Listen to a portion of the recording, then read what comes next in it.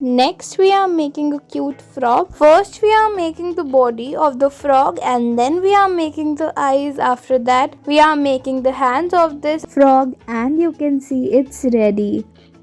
Next, we move ahead. Here we are making drawing of a cute cartoon. First, we need to make the face of this cartoon, followed by the horns of this cartoon. Then we move ahead to the body, and we are making the legs and the hands, and then we are giving details to the face, and our cute cartoon is ready.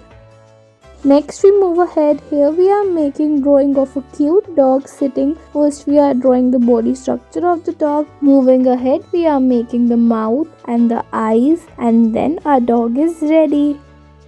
Next, we are moving ahead. Here we are making the jellyfish by making the body and the tentacles. We are making the eyes and then detailing the body with some marks on it. You can color it as per your choice.